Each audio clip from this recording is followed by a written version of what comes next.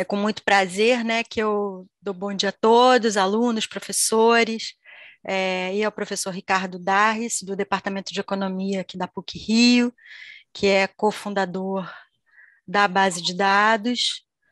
Né, a base de dados é uma organização não governamental sem fins lucrativos, open source, colaborativa, cuja missão é universalizar o acesso a dados públicos de qualidade para que a distância entre qualquer pessoa e uma análise seja apenas uma boa pergunta, né, Ricardo? Assim que vocês Sei definem lá. exatamente. Então, queria aqui, né, dizer que essa aula é uma aula aberta, compartilhada, conjunta, né, entre professores e turmas de análise métrica dos dados, da professora Bárbara Assunção, de mídias locais, dos professores Alessandra Cruz e Adair Rocha, de mídias globais, da professora Mariana Palmeira, e de ética em jornalismo, da professora Marcelene Capper. E a minha turma de laboratório de jornalismo, além de alunos, ex-alunos, né, que trabalham ou não com análise de dados. Queria registrar aqui a presença da aluna Gabriela César, ex-aluna, jornalista e analista de dados do G1, que foi quem gentilmente sugeriu essa apresentação. E queria aqui começar, né, assim, para passar a palavra para o Ricardo, lembrando aqui, né, a gente estava falando disso, Ricardo é de economia, nós somos de comunicação, jornalismo, e há uma falsa ideia de que jornalistas não lidam bem com números, né? Mas, na verdade, jornalistas sempre lidaram com números, a gente lida com dados todos os dias, na medida em que números correspondem a pessoas vítimas da Covid-19, correspondem a brasileiros desempregados ou subempregados, correspondem a investimentos anunciados e não realizados, seja em favelas cariocas ou seja de uma maneira geral no Brasil, como um trabalho que o próprio G1 fez há pouco, verificando quais foram as promessas cumpridas pelos governadores, né, que assumiram em 2018, isso é um trabalho que a gente deve cobrar das autoridades. Tem também o trabalho que a gente faz com dados de ferramentas de monitoramentos e soluções de analytics, e muito mais, né? Então, a gente parte de números para contar histórias e informar. E nunca é demais lembrar que o direito à informação está assegurado a todos os brasileiros pela Constituição Federal, né? Então, as histórias estão escondidas em dados, que às vezes estão muito bem escondidos à espera de que a gente os encontre e os revele, né? E aí eu queria chamar a atenção para os alunos de que jovens profissionais da comunicação, ainda que estão iniciando sua trajetória profissional, muitas vezes não têm fontes importantes, né, nos bastidores do poder, ainda estão construindo, né, essa lista de fontes. Mas vocês já têm acesso a informações tão importantes quanto essas, direto na fonte, e que basta aprender esse caminho dos portais públicos de transparência e de plataformas como a base de dados. Então, a proposta aqui é que a gente tenha uma apresentação do projeto, gentilmente, do professor Ricardo Darres, e em seguida que a gente converse um pouco sobre democratização da informação, transparência de dados, que a gente conheça também o próprio plano de negócios da base de dados mais, né, e outros temas aí que surgirem, tá bom? Então, professor Ricardo, agradeço, é com você. Maravilha, obrigado, Ítala. E queria agradecer a oportunidade, de a gente estar aqui. Acho super relevante, super interessante para mim também. Sendo de economia, é sempre uma boa oportunidade para cruzar aí o outro lado do campus, virtualmente agora, e conversar com vocês, aprender com vocês. Então, estou bem animado e nesse meu outro chapéu de cofundador da base dos dados, também estou bem animado de apresentar o projeto, porque eu acho que pode ser bem útil para todo mundo aqui mesmo. Então, vou começar. Só para avisar, o meu plano é apresentar alguns slides aqui que deve demorar uns 20 a 30 minutos para falar um pouco da história do projeto, contar um pouco do que a gente está fazendo, das nossas ferramentas e do impacto que a gente já está tendo. Aí depois, meu plano é abrir o site aqui e mostrar um pouco, dar uns exemplos em ação mesmo, como se fosse um usuário usando as coisas. E aí abrir para o papo. Então, eu espero que a minha parte deve ser uns 30 minutos, assim, 35 minutos. Aí depois a gente. Mas assim, fique à vontade para fazer pergunta no meio do caminho, tá? Não tem nenhum problema interromper, tô aqui disponível. Então, começando, base dos dados. Como a Ítalo falou, nossa missão é universalizar o acesso a dados de qualidade no Brasil. E essa parte a gente gostaria que a distância entre qualquer pessoa e uma análise fosse apenas uma boa pergunta, né?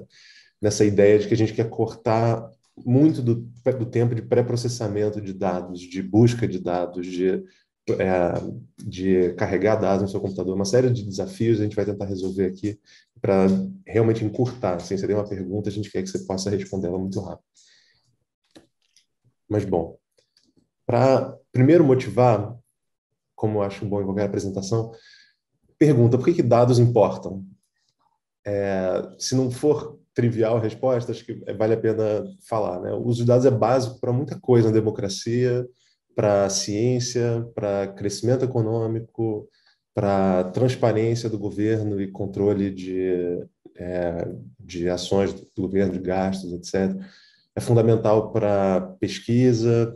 Aqui na universidade a gente sabe isso e vive isso todo dia. É fundamental para políticas públicas, para governos que estão implementando políticas e precisam conhecer a realidade dos seus locais, dos seus municípios, dos seus estados e dos seus lugares. E, como vocês com certeza sabem, para jornalismo também, pela introdução que a Ítala fez, e porque dá fundamental também para fundamentar matérias, né, e fundamentar análises e procuras de dados. Essa é a motivação. Para contar um pouquinho da história do projeto, ele começou em 2019, comigo criando um site de busca de dados, que era um mecanismo de busca onde você podia achar diversas bases, a gente dava links para as pessoas irem para as fontes originais. Então, se você queria um dado de eleições, a gente mandava para o site do TSE. Se você queria um dado de saúde, a gente mandava para o Ministério da Saúde, etc. A gente fazia um mecanismo de busca.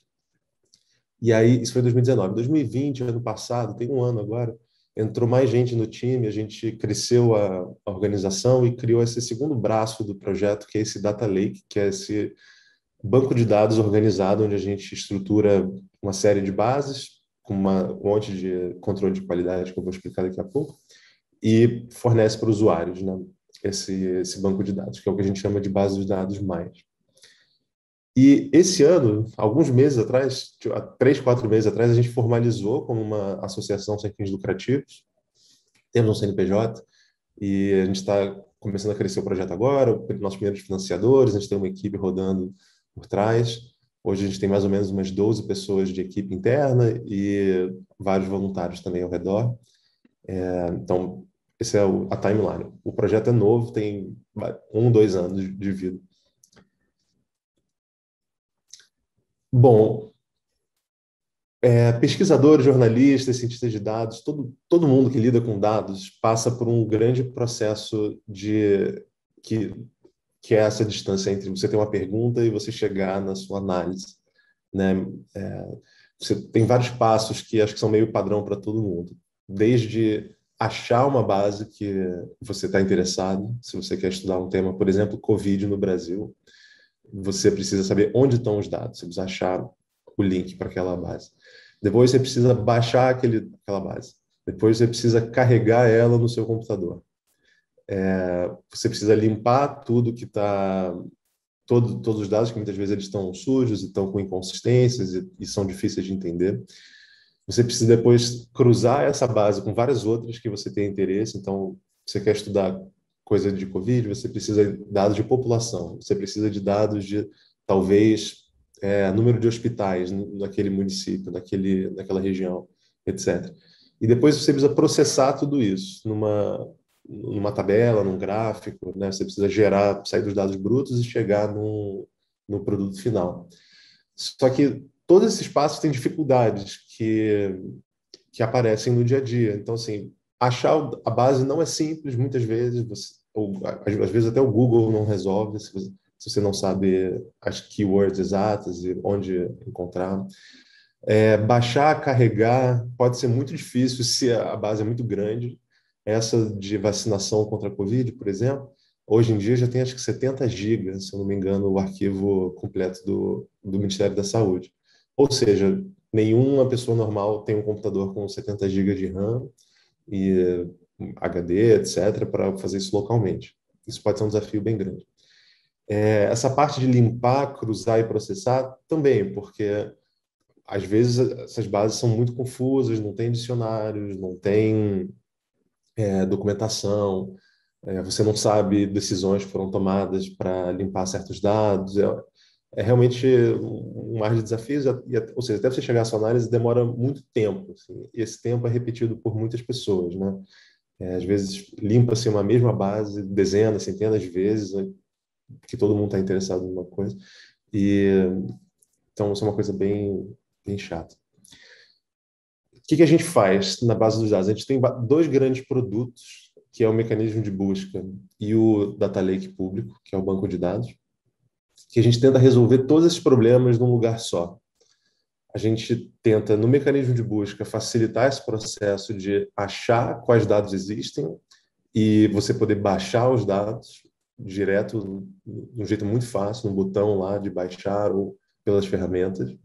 E aqui na busca a gente tem metadados, a gente tem filtros, a gente tem uma série de informações sobre as fontes originais e tal, para facilitar essa busca. E no Data Lake, no banco de dados, a gente resolve também vários problemas de carregar, limpar, processar e fazer esse cruzamento, porque estão todos os dados na plataforma.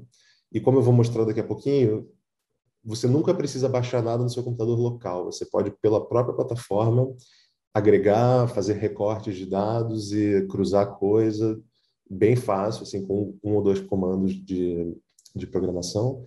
E isso acontece tudo lá e você só baixa o resultado final. E a gente está desenvolvendo, a gente já tem pronto pacotes de R e Python para facilitar esse acesso. A gente está terminando de desenvolver agora em Stata também, caso alguém use aqui, mas os principais são R e Python. Eu vou dar alguns exemplos depois também. Acho que vale a pena só rapidinho resumir qual é o nosso modelo de negócios aqui, da parte estratégica e da parte de tecnologia, né? Indo de trás para frente. A gente tem, pensando no usuário, a pessoa que entra no site, quer procurar dados, baixar dados, a gente tenta fazer isso da forma mais fácil possível, pelo nosso site, pelos nossos pacotes de R e Python. A gente usa a ferramenta da Google chamada Google BigQuery, que é uma ferramenta de nuvem super poderosa da Google, que faz essa parte de provedor e banco de dados, onde o usuário só precisa criar uma conta na Google e ele tem acesso a 1 terabyte de processamento por mês de graça. E isso é bem importante, porque é basicamente de graça para todo mundo, né? 1 terabyte é muita coisa. Então, para quem está usando bases menores, isso é basicamente de graça. Tem todo o lado dos benefícios de ser uma ferramenta da Google que é confiável, que tem escala, que ele está sempre disponível, ele é super rápido, tem uma série desses benefícios e é bem fácil de usar. Então, o usuário vai ter acesso a esse repositório. Continuando. Bom, o repositório central é onde estão os dados e a gente alimenta isso de forma descentralizada. Então, tem todo o lado da colaboração, que diferentes pessoas, colaboradores, equipes de dados nossas, instituições parceiras podem subir os dados na nossa plataforma e ele passa por um controle de qualidade que a gente desenvolveu. Isso tudo é feito no nosso site e pelo GitHub, que é a plataforma de colaboração de código. E a gente tem uma série de checagens de qualidade, a gente tem uma metodologia de metadados, a gente faz checagens automáticas nos dados, e está tudo documentado e tudo aberto no GitHub, que depois eu vou mostrar. Então, a gente tenta deixar isso bem claro. O nosso acesso tem crescido bastante. É legal mostrar, só para vocês terem uma ideia, que em junho de 2020 a gente tinha mais ou menos uns 7 mil acessos por mês. Isso tem crescido bem. Em junho, a vez que a gente pegou esse número, já estava uns 70 mil no site e umas 50 mil consultas ao banco de dados direto. Isso aqui tem crescido ainda. Então, tem dado certo. A gente pegou alguns exemplos de uso de caso, melhor, de caso de uso, para vocês verem. E tem várias coisas legais, assim, que as pessoas já estão começando a mostrar no Twitter e mandar para a gente na comunidade. Então, por exemplo, a gente fez um gráfico aqui de análise racial em educação no Brasil, em 2020. postou aqui, foi até compartilhado pela Tabata, deputada. O Tomás Gonziroli, que é um ex-aluno da PUC, inclusive, faz doutorado hoje nos Estados Unidos, usou os dados da RAIS e ele fala aqui, assim, em poucos minutos ele programou a coisa e rodou um gráfico que processa 250 gigabytes de dados aqui embaixo e gera esse gráfico. O João Carabeta, que é um dos outros nossos cofundadores, trabalha na Prefeitura do Rio e fez esse mapa aqui na direita embaixo de percurso de ônibus e demanda por transporte no Rio, também usando a plataforma e tipo demora poucos minutos e ele postou aqui. Então tem vários exemplos que é legal ver a comunidade começando a usar e sendo útil. A gente tem uma comunidade que está grandinha já. Hoje no Twitter a gente tem mais de 13 mil pessoas já. No Discord, que é o nosso canal de comunicação, já tem mais de 400 pessoas também. Fica o convite para todo mundo entrar lá e conversar com a gente, trazer ideia e compartilhar usos. A gente tem feito parcerias com várias instituições, isso é uma coisa que a gente está trabalhando no dia a dia, a gente está sempre aberto a novas, então também quem quiser, quem tiver ideias, sugestões, fala com a gente. Mas como alguns exemplos, a gente está criando uma parceria com Fiquem Sabendo, né, que é a agência de jornalismo baseada na Lei de Acesso à Informação, que faz um trabalho incrível, e a gente está criando, basicamente a gente vai incorporar todos os pedidos lá que eles fazem no nosso mecanismo de busca. Isso vai ficar bem fácil da pessoa poder navegar, né? Com o governo do Estado de São Paulo, a Secretaria de Educação, a gente subiu todos os dados, todos não, mas várias bases deles no nosso repositório. Por exemplo, no Banco Mundial, a gente está tentando fechar uma parceria deles usarem a nossa infraestrutura, não o Banco Mundial inteiro, mas uma equipe lá de pesquisa, usar a nossa infraestrutura para organizar os dados internos deles também. Isso está começando a acontecer agora. Então, está aberta a parcerias e tem feito coisas, começando a fazer coisas legais. Bom, obrigado. Só passando rapidinho, eu quero mostrar o site em ação, que acho que ajuda a concretizar mesmo o que a gente está fazendo. Então, estou aqui na minha tela, basedosdados.org é o site que vocês podem entrar agora. E essa é a cara dele. Ele está bem mais bonito. A Ítala acho que viu a versão anterior e talvez outras pessoas também. E a gente acabou de Eu já lançar, vi assim. essa também, foi dia 13 agora que foi lançada essa nova, Foi dia né? 13. Tá super, tá bonito e tá, né, acho que ainda mais navegável, né? Tá mais intuitivo, assim, acho. Tá com mais cara de 2021. Assim. A gente tá bem feliz com ele. E ele vai melhorar também, mas ele já tem bastante coisa. Então, essa é a cara dele, essa é a home. Você pode dar um scroll down aqui para baixo. A gente tem novidade do Data Lake, de bases que a gente incorporou, outras coisas que estão no catálogo, e aqui embaixo tem informações sobre como você pode usar, das linguagens de programação, etc. E aqui até como colaborar. Então, se quiser voluntariar no projeto, a gente tem o caminho aqui, criar uma parceria institucional para subir dados ou para analisar dados, também tem feito. E como não podia deixar de ser, caso você queira apoiar financeiramente o projeto, também tem os caminhos aqui, via Pix ou Apoia-se, a gente sempre agradece. Queria mostrar isso em ação. Então, deixa eu pensar no exemplo. Suponha que eu quero escrever uma matéria no jornal sobre o tema da vez, que é Covid. E sobre vacinação, talvez. Então, você vem aqui no mecanismo de busca, escreve vacinação.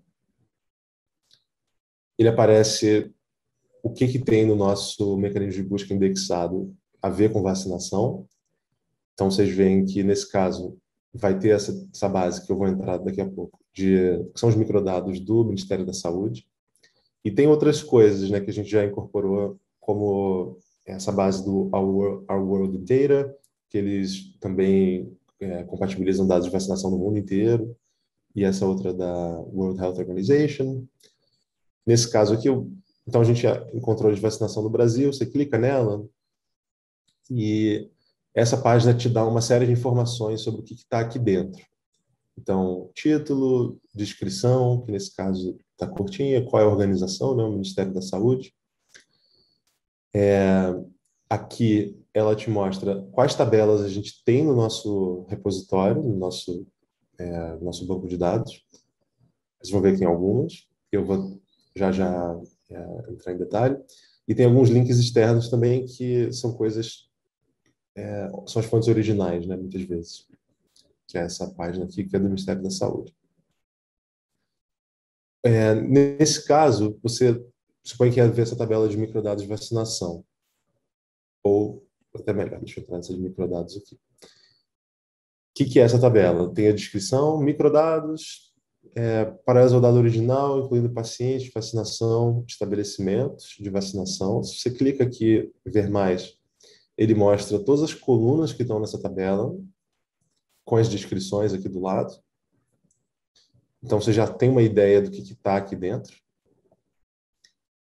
Aqui embaixo, a gente tem mais metadados dessa tabela, coisas como cobertura temporal, cobertura espacial, quem limpou os dados, etc. E aqui no meio, talvez o principal, é a parte de consulta aos dados. A gente dá 4 formas aqui. Uma é um comando de SQL, que é essa linguagem de banco de dados específica para isso, mas a gente também dá as instruções por Python e por R. R talvez seja a linguagem mais usada na parte de análise de dados, e aqui a gente dá as instruções. É bem simples. Ó. Você instala o pacote base dos dados, install packages, depois você abre ele, faz o Billing ID, que é a parte do projeto do Google Cloud, que é super simples também, posso dar umas instruções depois. E você escreve uma query, uma consulta, que é bem simples aqui de SQL, que significa, olha, pega todos os dados de essa tabela aqui, a base dos dados, vacinação COVID, microdados. E a gente tem um comando aqui que é o read SQL, que é o que vai ir lá no banco, na internet, no Google, e puxar para o seu computador local, se você quiser.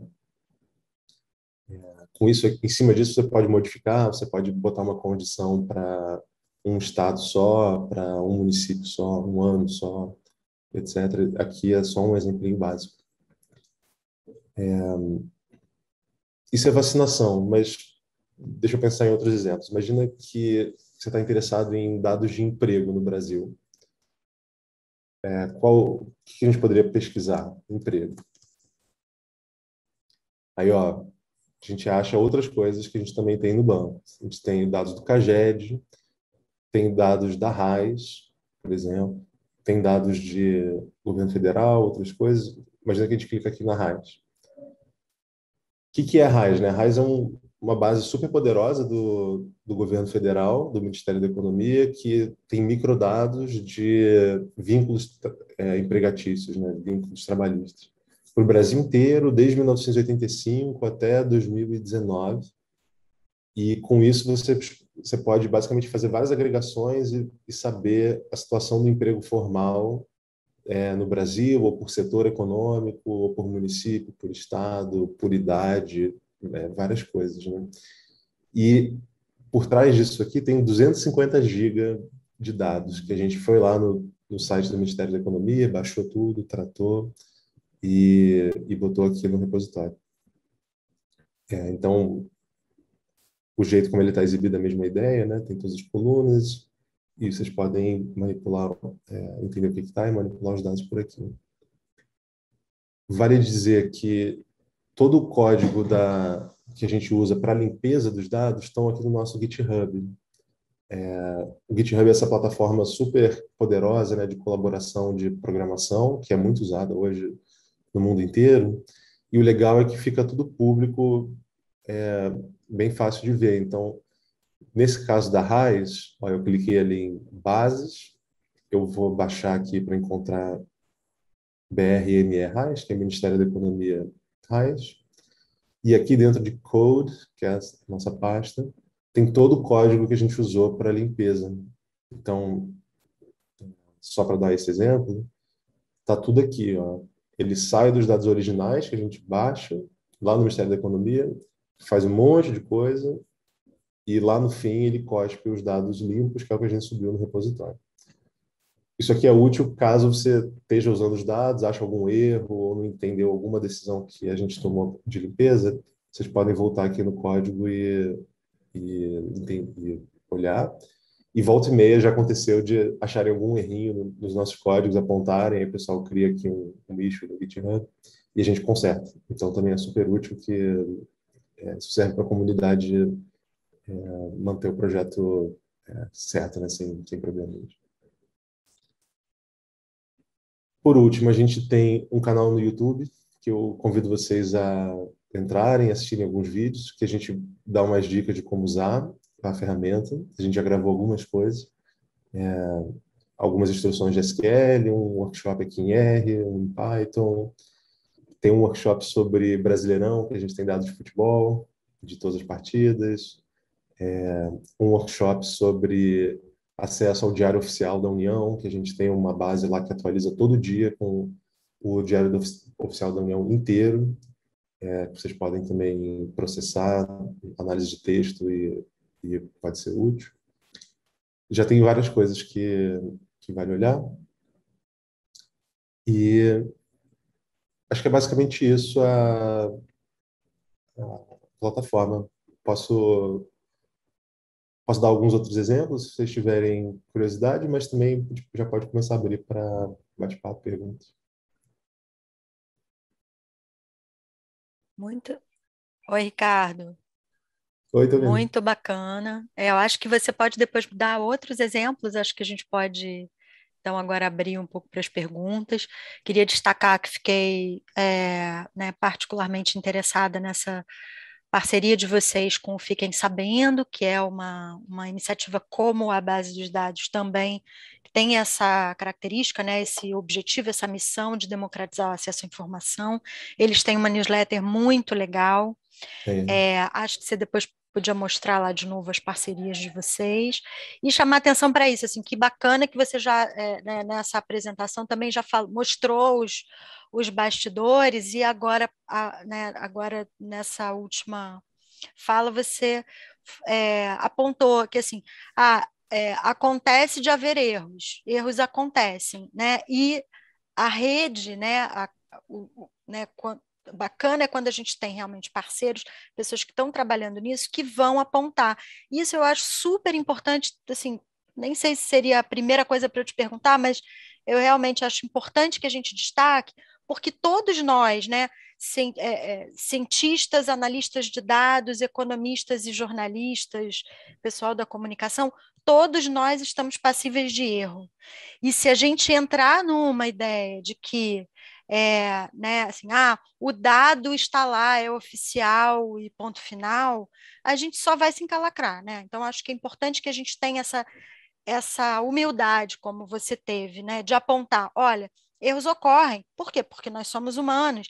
E é bacana né, que o trabalho de análise de dados nos trouxe de novo essa perspectiva de que o erro faz parte dos processos todos e que Super, né? quanto mais a gente tem pares com os quais a gente vai trocar e que vão nos ajudar a aumentar o índice de acerto, melhor. Então, assim, parabéns e É, obrigada por, né, né, claro, por trazer essa perspectiva sem uma coisa do tipo, não, né, assim, que a gente às vezes esquece, né, de que assim, mas está lá, é um dado confiável.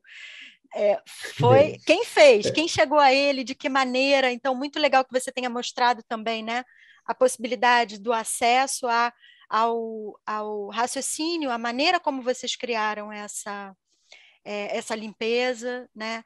E lembrar que isso tudo é processo, né? Assim, acho que bacana que vocês, com sim, 2 anos, conseguiram já se organizar né, e trazer tanta coisa, porque realmente isso a gente vive hoje, né, com um excesso de dados, né? A gente sabe como os dados são importantes e a gente tem né, uma coisa estratosférica, que aí a questão é qual usar, onde usar, o que dá para comparar, o qual tem mais valor, qual é mais importante, né? Qual é mais confiável. Então, a gente tem uhum, uma série de questões éticas, né? E aí já que apontando por esse aspecto também, né, dos alunos de ética em jornalismo, que a gente precisa estar atento quando está fazendo apuração, quando está fazendo jornalismo, né? Então, eu queria devolver aí a Legal. palavra, se você quiser complementar, e também pedir que as pessoas se inscrevam aí para comentar, acho que a gente pode aqui fazer enfim, acho que a gente pode começar aqui com perguntas abertas, as pessoas podem direto abrir o microfone, e conforme forem os outros irem se inscrevendo, eu vou administrando aqui. A Gabriela, por exemplo, levantou a mão. Deixa eu rapidinho, Pode falar, deixa eu claro. só comentar dos seus pontos. É exatamente isso a nossa atitude em relação a erro de código e erro de dados. Né? A gente tem a atitude mais aberta possível e acho que isso só ajuda no longo prazo a nossa credibilidade, que é o fundamental da instituição, e a credibilidade dos dados. Vale dizer que nem o governo é perfeito. Na verdade, assim, se você já programou na vida, você sabe que ninguém é perfeito em termos de programação. Tem sempre bug em todos os lugares. E eu mesmo já falei com o governo algumas vezes, tipo, eu estava usando os dados do TSE de eleições, encontrei erro. Outro dia eu estava mexendo nos dados da RAIS, no servidor original do Ministério da Economia, encontrei erros, mandei e-mail, e eles muitas vezes respondem, consertam e tal.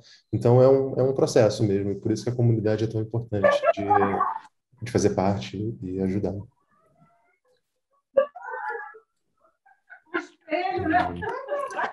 Mas, oi, Gabriela, tô curioso pela pergunta. Ricardo, primeiro, parabéns.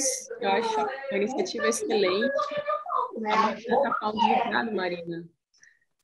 Mas achei a iniciativa excelente, porque realmente hoje qual que seria o meu processo como jornalista? Eu entraria no site da instituição, baixaria os arquivos, trabalharia localmente com os arquivos e dependendo de qual arquivo for, vai depender muito do meu computador e uma série de coisas. E ali a gente já tem reunido na própria plataforma que é integrada, né, com o BigQuery e tem várias outras oportunidades. Então, o trabalho do jornalista tem muita assim, oportunidade mesmo de facilitar e tem muito potencial projeto para a gente. E aí eu também pedi até para a Ítala tentar mostrar mais para os alunos, tentar fazer que isso seja mais visto por jornalistas, porque a gente tem ainda essa imensidão de dados e a gente tem muita demanda assim, para os jornalistas saberem programação, para os jornalistas conseguirem dominar mais essas ferramentas, porque hoje a maioria ainda fica um pouco mais ali no Excel, nos filtros do Excel, e tem muito potencial de conseguir melhorar isso. Só para dar um pequeno exemplo, que eu estava ontem mexendo com uma tabela do IBGE, e quando eu tratei essa tabela na mão para o ano de 2019, eu demorei mais ou menos 30 minutos. Mas eu tinha que fazer isso para o ano de 2019, 18, 17, 16, 15, 14 e 13. Então, eu ia demorar 8 horas. Mas se eu faço Você e qualquer outra pessoa que já talvez mexeu nessa base também, né? Ainda tem isso. Só que se você faz um código e você replica isso para todos os anos, você já resolveu isso. E o pessoal da base dos dados vai além, né? Eles já tratam para a gente, então o dado já vem bonito. E aí, se possível, eu queria pedir para você, por exemplo, mostrar, não sei se pode, mas se eu quisesse saber, por exemplo, quais foram os municípios que em 2019 tiveram apenas um candidato a prefeito, eu conseguiria descobrir facilmente aí? Seria possível, por exemplo? Consegue. Não sei se eu deveria programar aqui ao vivo, porque é sempre arriscado, mas eu posso só dar a direção de como seria feito. Mas esse tipo de pergunta é excelente, né? Porque acho que é um exemplo de uma possível matéria, uma possível coisa de interesse e, tipo, por um comando aqui na nossa plataforma você consegue responder. Então, seguindo nesse exemplo, a gente tem essa base de eleições brasileiras, que são basicamente todos os microdados do TSE de todas as eleições no Brasil, aqui está 45, mas é basicamente desde 94 até 2020, que a gente eu fiz basicamente todo um trabalho de compatibilização, de limpeza e de jogar em tabelas já unificadas. Esse sua pergunta de quantidade de municípios que tiveram só um candidato para prefeito, acho que era isso, né?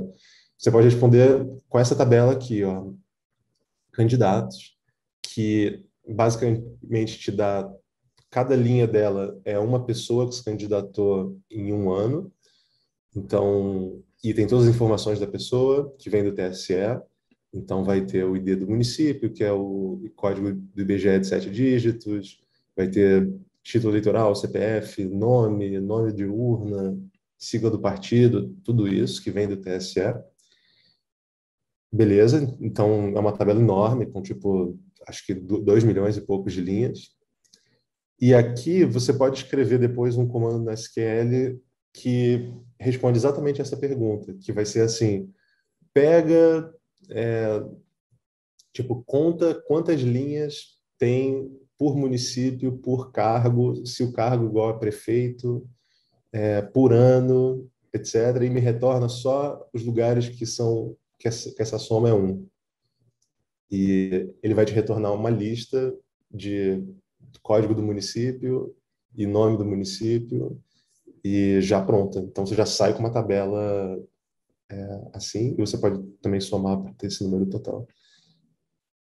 Eu falo que, eu brinco assim que essa parte de SQL dá para a gente uma matéria de jornal por consulta, que você faz uma pergunta, qual é a pergunta nesse caso? Número de municípios com só um candidato para prefeito.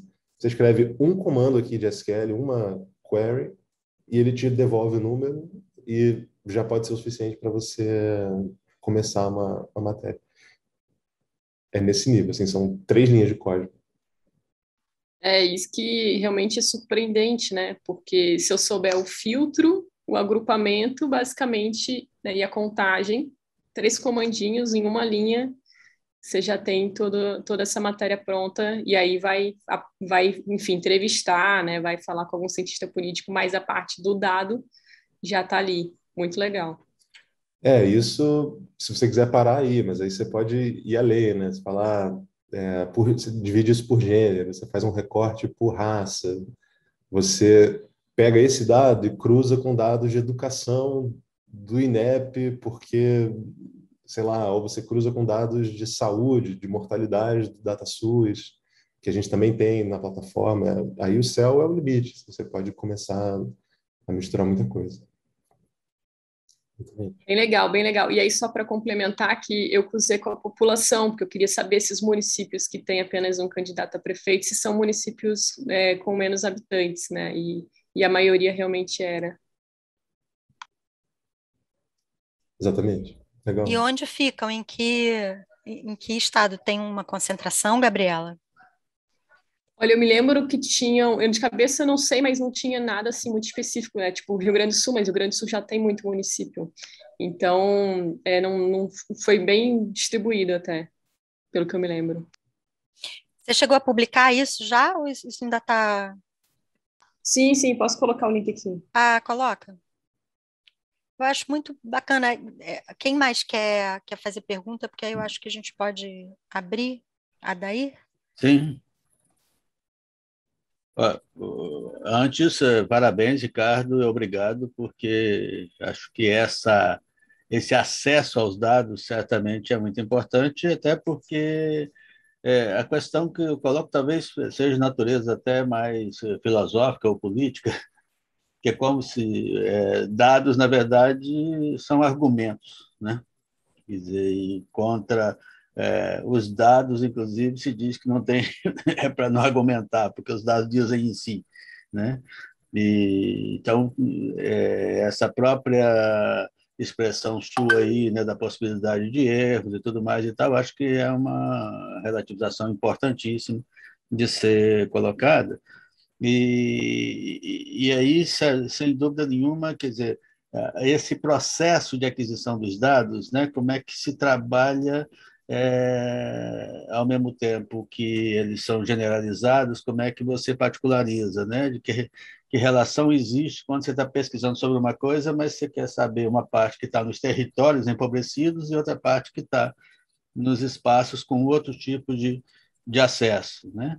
E aí, diante disso, a própria, né, o exemplo que você trabalhou, né, o que são os dados da resistência da própria favela à Covid, né? Se existem dados, né, sobre isso, como é que a partir da Fiocruz e dos diferentes instituições locais, né, como é que, e se esses dados estão colhidos, estão juntos dentro dessa visão mais geral, um pouco essa. Uhum, uhum. Essa última parte no caso, a gente pode responder essa pergunta de relação entre Covid, favelas e tal. Acho que tudo depende um pouco de quais dados a gente tem no repositório, e aí fica a cargo do mecanismo de busca aqui de funcionar, de você conseguir achar, e a gente não tem tudo ainda, né? Esse também é um ponto importante a fazer. A gente está trabalhando para subir o máximo possível. Tipo, Desculpe só falar que, na verdade, significa 1/3 da cidade, né? Então, no ah, caso sim. do Rio de Janeiro. Né? Eu queria pegar uma carona na colocação do Adair. Na verdade, a gente puxa um pouco a brasa para esse lado, porque a nossa matéria é mídias locais e a gente trabalha, né, justamente com essa comunicação comunitária periférica. E aí, na verdade, o que eu ia colocar, pegando o gancho no que o Adair está falando, no início você falou sobre a questão de ter parcerias e a gente poder sugerir parcerias. Então, pegando carona no que o Adair está falando aqui, eu acho que a gente tem hoje já, né, em favelas do Rio de Janeiro, alguns institutos que trabalham dentro do território com a geração cidadã de dados. Eu não sei se seria possível, de alguma forma, trazer esses dados que eles estão gerando para dentro da plataforma ou ajustar isso. Por exemplo, o pessoal do Data Lab na Maré, eles fazem um trabalho com o que eles chamam de Cocozap. Eles criaram um aplicativo, alguma coisa associada ao WhatsApp, que o morador, quando vê um lugar sem saneamento, ele fotografa isso, ele registra isso de alguma forma, envia para um número, né, de WhatsApp, ele envia por WhatsApp, para o morador isso é mais simples, mas eles conseguem codificar isso de uma forma que eles identificam, mapeiam, né, a latitude, a longitude, onde aquele buraco está, e assim eles fizeram, há uns 2 anos atrás, ou 3, talvez, um mapeamento completo com essa geração cidadã de dados, com os moradores, né, colaborando, de onde tem esgoto a céu aberto dentro do conjunto de favelas da Maré. Isso é um exemplo assim, que me ocorreu. Ano passado, o Michel e a equipe do Fala Roça, o Michel Silva e a equipe, né, do jornal Fala Roça na Rocinha, eles pegaram justamente esse exemplo que o Adair deu agora, da pandemia e as ações nas favelas. Eles conseguiram mapear dentro do território da Rocinha quem eram as pessoas que estavam mais vulneráveis à questão da pandemia, por conta de um cadastro que eles fizeram para a cesta básica, para receber cestas de alimentos. E aí, nesse cadastro, como eles coletavam alguns dados, eles levantaram a quantidade de mães solteiras, que são a principal fonte de renda daquela família, que tinham ficado sem emprego, qual era o trabalho delas, né? A maior parte delas empregadas domésticas ou diaristas que tinham ficado sem trabalhar por conta do distanciamento social. E aí essas mulheres, então, foram, né, as pessoas que ficaram numa situação de maior vulnerabilidade dentro daquele território. Então, acho que é mais uma sugestão, eu não sei como é que isso poderia ser feito, a gente pode, a Daí tem muito contato, até mais do que eu, mas eu também tenho alguns contatos, de tentar trazer esses dados para dentro da plataforma, né? E saber de você se isso é possível, se isso é viável. Olha, isso é 100% possível e a gente adora quando isso acontece. Então, se quiser botar em contato para a gente fazer isso acontecer, por favor. A gente já fez isso antes com outros exemplos. Deixa eu até ver se eu acho. O Adair estava articulado muito com o pessoal da Fiocruz, né, Adair? O pessoal de Santa Marta também talvez tenha, né, material para colocar. Só para dar um exemplo, talvez nessa linha, mas só para ficar claro, a gente fez uma parceria com o Grupo Gay da Bahia para subir dados sobre homicídios de pessoas gays, trans, etc., que é um dado coletado também pelo grupo. Assim, entre aspas, não é um dado oficial, né? Não é um dado institucional de gestões do governo, mas a gente subiu, a gente fez um trabalho de arquitetura que a gente sempre faz, assim, tem um passo ali de garantir a qualidade dos dados, mas aí a gente subiu e está aqui. E vocês conseguem dar esse suporte para esses grupos, assim, o que precisa, que coisas são interessantes, um treinamento, vamos dizer assim, alguma coisa nesse sentido? Sim, a gente, deixa eu dar uma dica. Você vê aqui no nosso site, aqui embaixo, tem comunidade. E aqui a gente tem o Discord, que é o nosso aplicativo de comunicação, que é tipo um WhatsApp melhorado, que tem vários canais, canal de áudio e vídeo, que é onde a gente está todo dia. Assim. Eu fico com o Discord aberto o dia inteiro respondendo coisa da base dos dados e de comunidade. E tem grupo de WhatsApp, tem grupo de Telegram também. Então, a gente quer meio que abrir todos os canais e aparece por qualquer um. E aí, se a pessoa dá um alô por lá, a gente puxa e marca uma reunião e toca. Porque eu acho que é até uma maneira de ajudar a democratizar o acesso a esses dados também, que às vezes ficam muito nichados, né? Ficam muito ali restritos àquele grupo específico. Acho que pode ser uma coisa muito bacana. E uma outra colocação que eu queria fazer aí também, pegando um gancho em cima do Data Lab, eu tive a oportunidade de visitar, eles trabalham com dados e narrativas, eles se apresentam como laboratório de dados da Maré, que constrói narrativas a partir do ponto de vista da periferia. E aí é só uma colocação mesmo para os alunos, né, que a gente às vezes pensa nos dados como uma coisa muito fria, e é isso que o Adair falou, né, os dados muitas vezes são usados como forma de segregar ainda mais esses grupos, né, quando ele fala que a gente tem até esse ditado, né, contra os fatos não há argumento, contra os dados também, né, não tenho o que questionar. Mas eu, na conversa com a Clara Cicos, que é uma das coordenadoras do Data Lab, ela colocou uma coisa muito interessante, porque ela falou assim, Alê, a gente trabalha os mesmos dados da Folha, os mesmos dados que a Folha vai pegar, que o G1 vai pegar, que, sei lá, a Record vai pegar, só que o que diferencia é a forma como nós olhamos para esses dados, porque aí tem um lado subjetivo que é a história também que esse repórter quer contar, ou que esse documentarista, tem alunos aqui de cinema, né, quer contar, ou que essa pessoa da publicidade que está querendo, né, construir um anúncio, está querendo entender um pouco, né, aquele público para quem ela está falando. Essa coisa de você também ter esse lado subjetivo de eu trato esses dados, são os mesmos dados, mas a forma como eu olho para eles, as perguntas que eu vou fazer lá no código, podem me dar um resultado completamente diferente, né? E aí foi o que você falou a partir do comentário da Gabriela, né? De eu posso abrir uma interseção com gênero, com raça, é muito fascinante, né? E é triste que isso não seja ainda tão, né, tão popularizado. Ótimo ponto, acho que até é bom para meio que delinear onde a base dos dados para, né? A gente disponibiliza os dados, que são esses que tanto a Folha quanto outros grupos podem usar, tipo, meio que o que são os números, e o que você descreveu é exatamente o que eu acho que os jornalistas podem adicionar em cima, né? Essa parte das histórias, a parte das narrativas, a parte qualitativa, né, tudo, eu sei muito menos disso do que vocês, mas isso é exatamente o legal de construir em cima do que a gente está fazendo. Acho que a Marcelene tinha uma pergunta, se eu não me engano. Sim. Primeiro, parabenizar, né, é um trabalho excelente, tal, me ficou 2 pontos gostaria de destacar. Primeiro, a transparência, né, de toda essa ação, que eu acho que isso é, né, uma questão ética muito importante, né, e a segurança disso, né? E eu acho que outro aspecto está pegando até a disciplina do Adair Alê, a questão colaborativa, quer dizer, a colaboração como um motor fundamental, né, mas nesses novos tempos, eu acho que isso é uma prática que deve ser sempre pensada, eu acho legal essa temática. e pensar também como uma nova forma de mercado de trabalho aí para os alunos, né?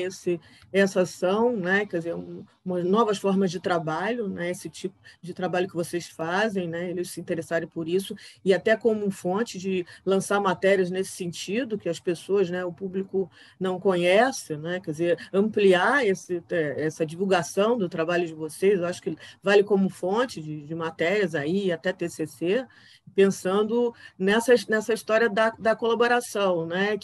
De você pensar no outro, né? Como um potencial, quer dizer, importante de você no crescimento dessa pessoa, né? Eu acho que isso seria um potencial interessante. Aí, eu acho que também, não sei como que vocês veem nessa divulgação melhor disso para os alunos também, né? Quer dizer, novas... Porque eu vejo ali naquela linguagem que você colocou ali, eu falo, nossa, nunca vou fazer isso é exatas mesmo, é o povo das exatas, como é que eu vou fazer aqueles tracinhos ali? Aquilo é muito difícil. Aí, a outra trouxe também um profissional assim como você, que trouxe uma vez Pinton R e tal, eu fiquei lá boiando total, gostaria muito de aprender. E aí também eu acho que deve acelerar, né, você e seus amigos para entrar nas academias nessas outras áreas e divulgar isso, né, nessa transversalidade, nessa tudo que a gente tem pensado. Então, eu acho que como você poderia divulgar melhor isso, né, porque eu acho que esse aspecto de colaboração é muito fundamental, né? Ontem, o nosso santuário aqui, Cristo Redentor, né, divulgou que está lançando, que ele vai fazer 90 anos, né, agora, e ele está lançando uma plataforma colaborativa e está pedindo ajuda de dados de todas as partes do mundo, né? O nosso Cristo é bem universal, porque eles não têm, na verdade, as histórias, né? E aí eu ligo para um outro aspecto, que é a questão da memória. Como isso é importante, né, essa coleta de dados, onde estão esses dados? Você falou ali da nuvem, né, que está, né, com muita coisa, porque a gente está tem essa perda de memória, né, que você ia falar, queria que você falasse um pouco disso, da divulgação desse material de vocês, desse trabalho, que eu acho que devia ser feito com mais, velocidade, enfim, com mais ênfase, e como que a gente pode divulgar isso melhor para os alunos também. Legal, obrigado. Olha, a parte da divulgação a gente tenta. Acho que dá trabalho. Assim, a gente tem braço limitado, a gente está tentando fazer um monte de coisa ao mesmo tempo e divulgação a gente dá o nosso melhor, assim, pelo Twitter, pelo YouTube, a gente tenta abrir todos os canais e eu confio que com o tempo, se o produto aqui for de qualidade, ele naturalmente vai ser passado para frente, sabe? Eu acho que já está acontecendo isso e o uso tem aumentado, então acho que é meio no boca a boca, a gente vai fazendo apresentações, o máximo que der a gente divulga, mas é claro que assim, quanto mais melhor, então fica o convite, o pedido para todo mundo usar e quando usarem cita, né, põe o nome lá e joga o link para a gente aqui, para basedados.org, acho que tudo isso ajuda a ir aumentando.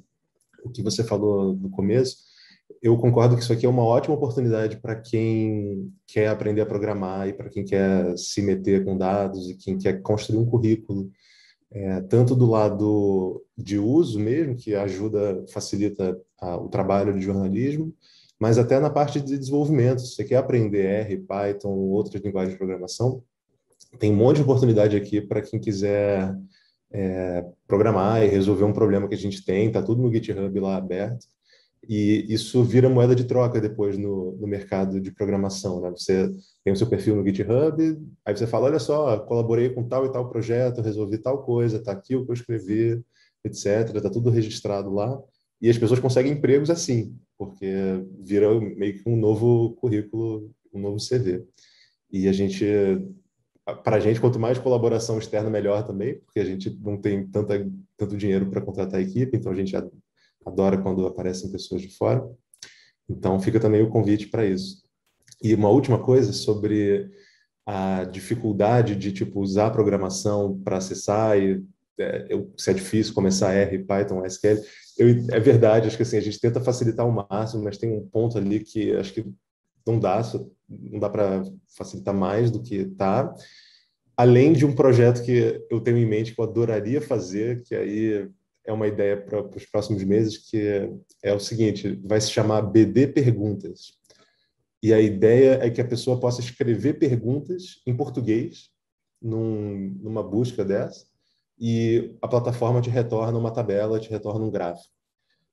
E a ideia é tipo assim, usar processamento de linguagem natural, aprendizado de máquina, o máximo que a gente conseguir para fazer isso ficar fluido, mas aí seria uma coisa, sei lá, quantas pessoas trabalham no setor público do Rio de Janeiro em 2018? Enter. Aí ele vai traduzir isso numa query de SQL, que é o que eu mostrei ali, e vai te devolver uma coisa que vai lá nos dados da RAIS, filtra por natureza jurídica do governo, filtra por Rio de Janeiro, filtra por 2018, agrega tal e te devolve um número. Seria lindo isso. Acho que ainda falta um pouquinho, mas assim, uma forma de aí sim cortar 100% da programação envolvida para o usuário e ficar só no português, né? Só na interação mais natural.